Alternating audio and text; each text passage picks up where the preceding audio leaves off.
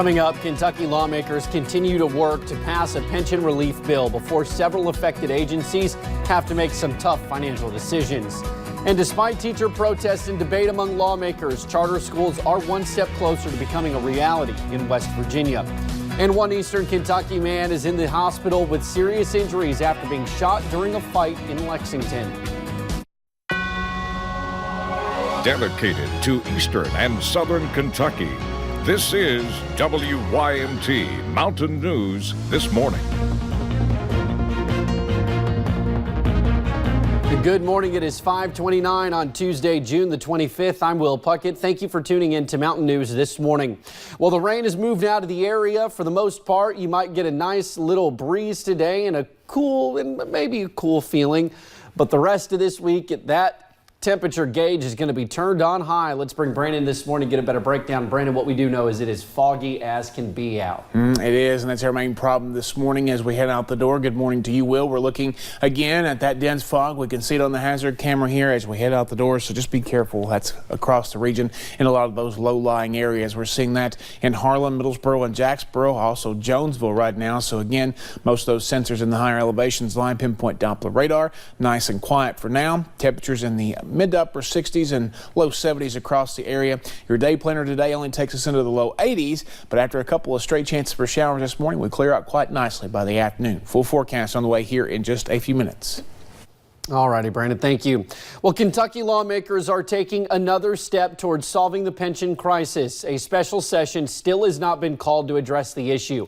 The governor has said he does not have enough votes to pass a bill. Many lawmakers met yesterday to discuss a pension relief bill. But as Garrett Weimer reports, time is simply running out. Officials here say they know there's no easy fix to the pension problem. The short answer here is there's not a one-size-fits-all solution for the 118 quasi-governmental entities or the regional universities. The governor's proposal gives those employers the option to stay in KERS or opt out next spring and move their workers to a new retirement plan. The proposal provides cost relief for a year for those employers to decide what to do and plan for it. The focus on this is to not put anybody out of business. It's providing what will be affordable options. While Republican leaders have said they believe they have the support needed to pass the bill, Democrats say they have proposals, which one lawmaker calls faster and cheaper, not being heard. The minority caucus presented an option, and we were allowed 5 minutes at this board at the last meeting to discuss another option. They just got done speaking on their proposal for however long they spoke, and we didn't get to the table. The board chair said that's because they can't call a special session, but the governor can. There are still questions about when that'll happen. At the Capitol, Garrett Weimer, WYMT Mountain News. Now, higher pension rates for the quasi-governmental agencies and regional universities kick in when the new fiscal year starts on July 1st. They have until August 10th to pay those bills, effectively giving lawmakers until then to pass pension relief. The proposal also gives the 2020 General Assembly the chance to make any tweaks before any changes begin taking place. Well, a judge rules Governor Bevin's administration intentionally refused to release any analysis of the 2017 pension reform plan. Franklin Circuit Judge Philip Shepard says that violates the Kentucky Open Records Act. The Courier-Journal reports that Judge Shepard has ordered the state to pay more than $70,000 in attorney's fees and costs to the person who requested the record. The document in question will not be released immediately. The Bevin administration told the paper they plan to appeal the ruling. Well, despite the teacher protests and strikes, charter schools are one step closer to being reality in West Virginia. The GOP majority state Senate passed the education reform bill by a vote of 18 to 16. The bill includes a number of proposed changes to the education system, including pay raises, increased support personnel, financial support for struggling counties, and for the first time, the ability to open charter schools in West Virginia. Some educators who protested the bill were there as it moved forward, and they expressed their disappointment. The educators and the public across West Virginia repeatedly said we don't want charter schools, and yet that's what we did. Next, the bill will go to Governor Jim Justice's desk. Governor Justice tweeted last night saying he applauds the Senate for passing the education bill and that he looks forward to signing it. Well, the deadline is Friday to apply for the new Bright Kentucky program. It is a program that young leaders that offers nonpartisan ethical leadership training, expanded networks, and mentors designed especially for Eastern Kentuckians. It's a vision that I've had for some time to help young emerging leaders in the eastern part of our state. I know firsthand the talent that exists in this region of our state as being a product of East Kentucky myself. I fully have fond memories of growing up in East Kentucky and building the relationships that I maintain even to this day. But, you know, just creating opportunities is the key. Now you can learn more about the Bright Kentucky program by going to leadershipky.org. Now the Boyd County community is mourning the loss of a longtime advocate for economic development in the area. Nikki Smith died Sunday. According to Sheriff Bobby Jack Woods, Smith was the chairwoman for the East Park Development site in Boyd and Greenup counties. She worked closely with several companies, including Brady Industries, when they were looking for a location to build their billion-dollar aluminum mill after the original location in Greenup County fell through. Smith was praised for her knowledge of the Boyd County area and for helping it grow economically. Funeral arrangements are still being made at this time. One Pike County man was shot and seriously injured early Sunday morning in Lexington. Police say one man grabbed a gun and shot Cameron Catrone after a fight outside of Two Keys Tavern around 1:30 in the morning. Catrone played football at Belfry High School and now plays at Eastern Kentucky University. Belfry head football coach Philip Haywood says Catrone's tough attitude will help him through recovery. I'm not the doctor or anything like that, but I feel confident that if it's at all possible, he will certainly be able to work his way through this. Now, we talked with Cameron Catrone's mother. She says the doctors told her he was nearly dead when he arrived at the hospital. However, on Monday, Cameron had surgery and we are told it was successful. Well, employers and addiction center representatives came together in Lexington Monday for the Kentucky Opioid Summit. At the event, speakers addressed how the epidemic is a growing concern for the state's workforce. WYMT's Macy Marie talked to people who are helping put recovering addicts back to work. It's an issue impacting all of Kentucky.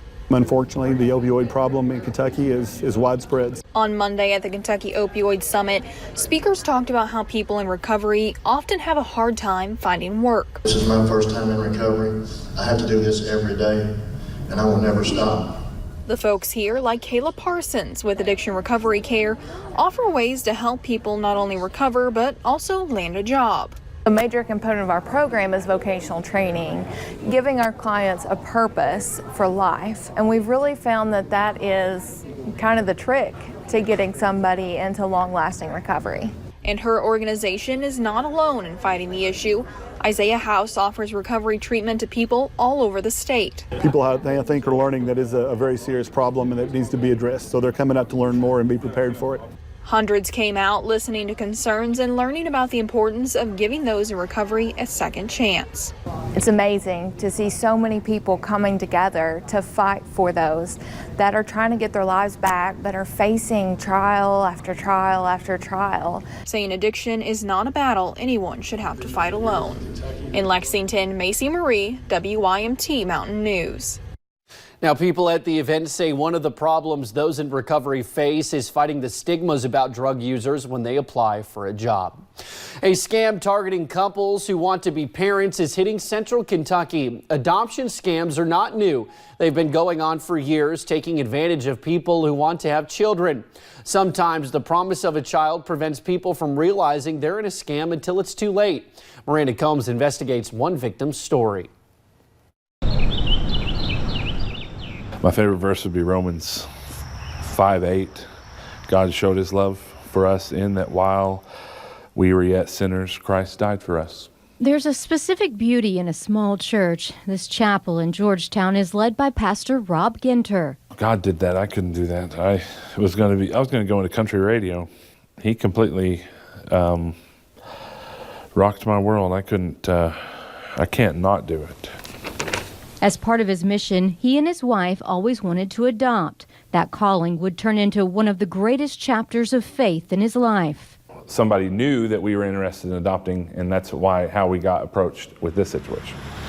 A friend of a friend in Georgetown who knew an adoption agency texted Ginter with a message that was too bizarre not to believe. So we get approached at the beginning saying there's this girl, she's 18 years old, and she's got some kind of blood disorder.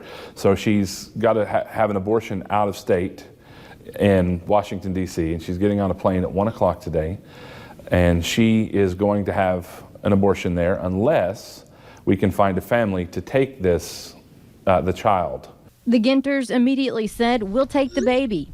At first, the emotion of the story kind of took over, so we were like, we have to help this girl, and we want to.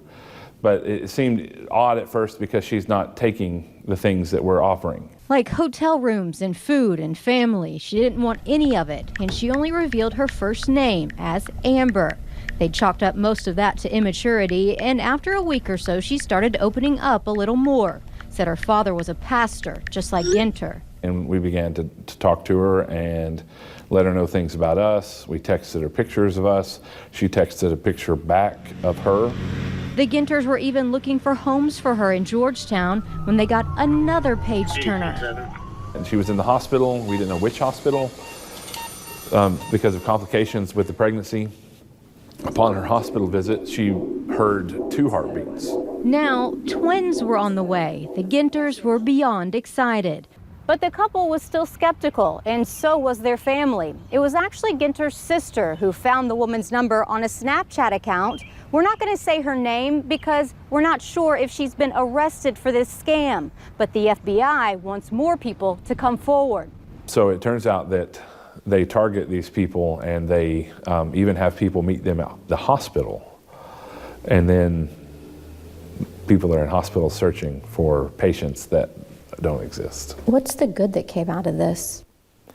So the good that came out of this is the awareness that these people actually exist. He's learned most of the time hopeful couples end up giving a lot of money to the scammer to help with their needs. Ginter says his scammer kept asking for money for a friend, and he just doesn't do that without meeting them first. The biggest collateral in it is emotional damage. The Ginters have moved on and are now fostering 2 young children they hope to adopt. Life is good for them, but they'll never forget about that life that didn't exist. In Georgetown, Miranda Combs, WKYT.